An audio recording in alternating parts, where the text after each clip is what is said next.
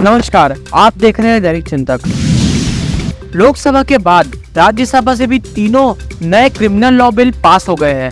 संसद के दोनों सदनों ने भारतीय न्याय संहिता, भारतीय नागरिक सुरक्षा संहिता और भारतीय साक्ष्य बिल पारित किए हैं। केंद्रीय गृह मंत्री अमित शाह ने इसे ऐतिहासिक करार दिया है। उन्होंने कहा, ये कानून नागरिकों के अधिकारों को सर्वोपरि रखेंगे और महिलाओं, बच्चों की सुरक्षा को प्राथमिकता देंगे। भारतीय न्याय संहिता विधेयक 2023 में राजद्रोह से लेकर फर्जी खबरों, मॉब लिंचिंग तक सजा के प्रावधान बदले गए हैं। देखिए, आता है एक व्यक्ति और रास्ते में कोई भी बेध्यान हुआ या कोई रश कर आ गया और अकस्मात हो गया। अकस्मात करने के बाद वो व्यक्ति स्वयं उसको पुलिस स्टेशन या तो हॉस्पिटल ले जाता है, तो इसके लिए कम सजा का प्रावधान किया है। और हिट एंड रन केस, मरता हुआ छोड़कर कोई भाग जाता है, तो इसके लिए हमने 10 साल की सजा का को पूर्णतया समाप्त, इसको हटाने का काम किया। अभी ओवैसी साहब हंस रहे हैं। ओवैसी साहब, मैं भी थोड़ा साइकोलॉजी पढ़ा हूं, विज्ञान का विद्यार्थी हूं। फिर इनके मन में है कि आपने बदल कर रख दिया।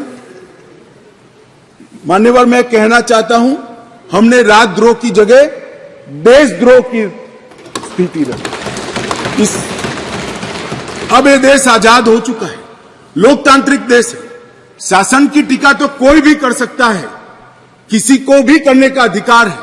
इसके लिए इस देश में अब किसी को जेल में नहीं जाना पड़ेगा, चाहे हमारा शासन हो। मैं फर्क समझाता रहा हूं, जो बड़े कटाक्षमय तरीके से ओवैसी साहब हंस रहे इसलिए। मगर इस देश के खिलाफ कोई बोल नहीं सकता, इस देश के हितों को कोई नुकसान कर नहीं सकता।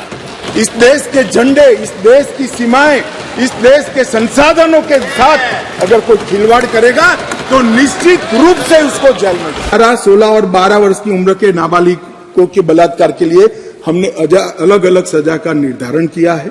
18 वर्ष से कम आयु की बच्चियों के मामले में आज जीवन कारावास और मृत्यु दंड का प्रावधान हमने किया है। मान्यवर, उनको फांसी की सजा। गैंग रेप के मामलों में 20 साल की सजा या जिंदा रहने तक की सजा का प्रावधान किया है। और 18 वर्ष से कम उम्र की स्त्री के साथ बलात्कार में फिर से फांसी की सजा को हमने यहां पर रखा है। मान्यवर, बलात्कार की परिभाषा के तहत भी एक एनोमली थी। सहमति से बलात्कार में 15 वर्ष की जो आयु डाली थी, उसको बढ़ाकर हमने 18 साल किया है। तो 18 साल से कम आयु की बालिका के साथ कोई भी कुछ करेगा तो माइनर रेप के दायरे में घुस जाएगा। बम ब्लास्ट हो या कोई, और वो लोग पाकिस्तान में या कहीं और देशों में शरण लेकर बैठे हैं, ट्रायल नहीं चलती है। मान्यवर, अब इनके यहां आने की जरूरत नहीं है।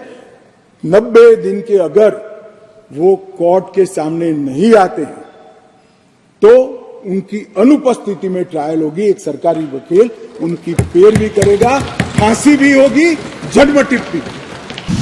धन्यवाद। आप देख रहे हैं दैनिक चिंतक। आगे की अपडेट के लिए बने रहे हमारे साथ। हमारे चैनल को लाइक, सब्सक्राइब और शेयर करना ना भूलें।